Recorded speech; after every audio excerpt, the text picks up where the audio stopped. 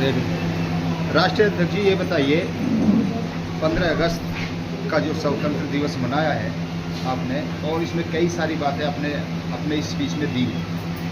जैसे कि आपने बोला कि जितनी राजनीतिक पार्टी हैं सब एक दूसरे का लड़ाने का काम करती हैं सारी।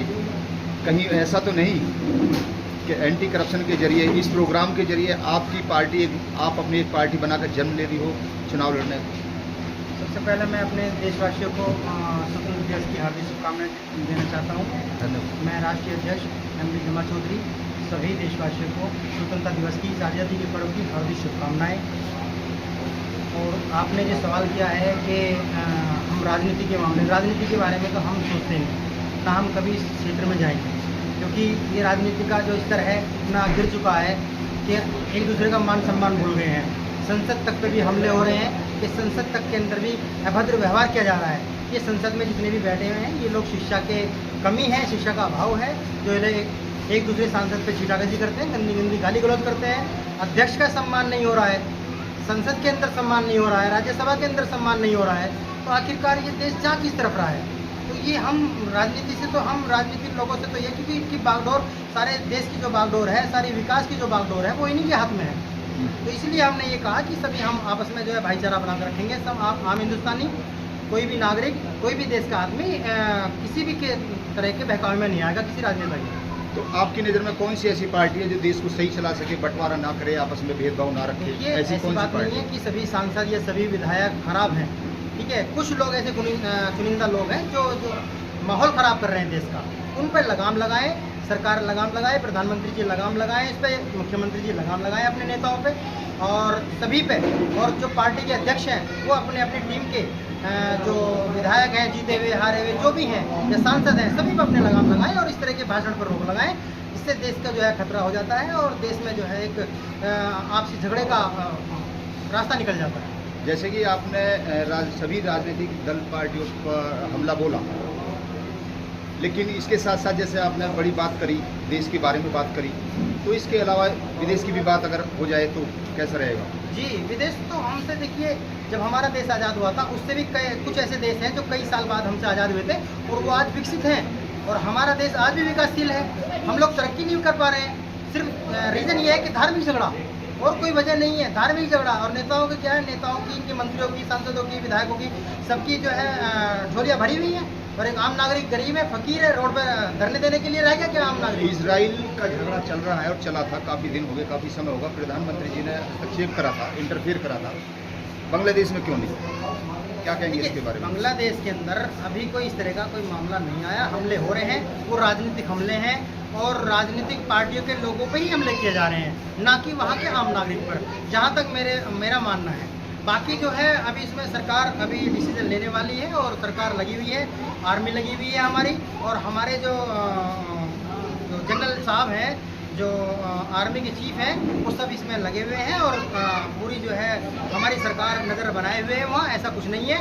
तो कुछ दलों के लोग हैं जो आपसी जो है मामले को जो है इसे हिंदू मुस्लिम का नाम देने की कोशिश कर रहे हैं। आपकी संस्था में जो आपने टीम बनाई है, स्पेशल टीम जी, स्पेशल टीम लगभग आपका 1 वर्ष होगा, उसमें आते हैं लोग, जाते हैं। जैसे कि आज स्पेशल टीम आपने तैयार करी है जी, क्या क्या काम अभी तक उन्होंने बड़े कर दिए हैं? जैसे कि आपने भिखारी का नाम बोला कि चौराहे पे भीख मांगी जाती है, या इसके अलावा दूसरे नशे के विरुद्ध क्या क्या अभी काम कर रही है? हमारा प्रोग्राम जो है काफ़ी समय से चल रहा है, हमारा कार्यक्रम ये, और हम लोग हमें सरकारी परमिशनें मिली हुई हैं, विभागीय परमिशन हमें मिली हुई हैं। हम लोग एक दिन नशे के विरुद्ध पे काम कर रहे हैं, बेटी बचाओ बेटी पढ़ाओ पे काम कर रहे हैं, कन्या भ्रूण हत्या पे काम कर रहे हैं, और भी बाकी सारे हमारे मुद्दे हैं जिन पे हम काम कर रहे हैं। और हमारे कार्यालय पे या हमारे कार्यकर्ता के पास में जो भी समस्याएं आती हैं हम उनका सोल्यूशन करते हैं। महिलाओं के जो है ज़्यादातर महिलाओं के खिलाफ जो अत्याचार हो रहे हैं हम लोग उस पर फोकस बनाए हुए हैं। हमारी टीम अधिकारियों से बात करती है और काम कराते हैं हम लोग। अभी एक हाल ही में एक हादसा हुआ है, एक यहाँ पे बागपत की लड़की थी और कैराना में शादी हुई थी उसकी, वो 8 महीने की प्रेग्नेंट थी और बच्चा होने वाला था। उसको जो है उनके जो है ससुरालियों ने उसे गला घोट कर मार दिया गया, उसमें कार्रवाई नहीं हो पाई थी। तो मैंने खुद, मैं राष्ट्रीय अध्यक्ष जमा चौधरी, मैंने खुद जो है सीओ कैराना से बात करी, उसमें आवश्यक कार्रवाई कराई, उसकी मेडिकल रिपोर्ट भी आ गई है, उसमें हत्या हुई है। और उसमें अपराधियों की धरपकड़ जारी है। अपराधी कुछ पकड़ लिए हैं, कुछ रह गए हैं, सलाखों के पीछे होंगे। हमारी संस्था ने बड़ा अच्छा काम कराया है और उनके लड़की के जो माता पिता, जो लड़की दुनिया से जा चुकी है बेचारी, तो 2 हत्याएँ हुई हैं। एक पेट में बच्चा हुआ था उसके, और एक उसका खुद की हत्या हुई है लड़की की। तो उन्होंने अत्याचार किया और उनके लिए बहुत घोर निंदनीय है। ऐसे लोगों के लिए, ऐसे लोगों पर सख्त कार्रवाई करेगी सरकार। और इसमें जो है हम चाहते हैं कि इसमें ज़्यादा से ज़्यादा सज़ा इसमें सरकार ऐसे लोगों को दिलवाए। अभी सबसे पहले जो परमिशन आपको शासन से, प्रशासन से मिली, वो एक युद्ध नशे के विरुद्ध की परमिशन मिली। कहीं कहीं पर ये काम बड़ी तेज़ी से चल रहा है, लेकिन इसकी जानकारी है आपको कि हर महीने 25 करोड़ की सप्लाई होती है स्मैक वगैरह की, बाहर सप्लाई होती है, पूरे हिंदुस्तान में अंदर सप्लाई होती है। इसकी जानकारी आपको है? देखिए, कुछ ऐसा है, हमारा मानना ये है कि कुछ लोग इसमें के अंदर, कुछ प्रशासनिक लोग भी मिले हुए हैं, तो उनका भी हम जो है भंडाफोड़ करेगी एंटी करप्शन ऑर्गेनाइजेशन। हम लोग जल्दी ही इस पर फोकस बना रहे हैं, एक स्पेशल टीम गठित कर रहे हैं अभी, और हम अपने लोगों को बाहर निकालेंगे। कुछ शिकायतें आ रही हैं जिसमें हमें लग रहा है कि भाई वो लोग उनके जरिए की ही, उनके द्वारा ही वो काम चल रहा है। एक शिकायत आई भी है अभी यहाँ थाना की आई है, एक लोकल थाने की है, और उस पर भी मैं फोकस बना रहा हूँ और देखते हैं वो किस स्तर तक जाएगा और हम उसको पकड़ने का काम करेंगे। बेटी बचाओ बेटी बढ़ाओ का जैसा आपने नाम लिया, बहुत अच्छी बात है। हरियाणा का ग्राफ बहुत कम था पहले, उससे के बाद में बिहार का ग्राफ लड़कियों का बहुत कम हुआ।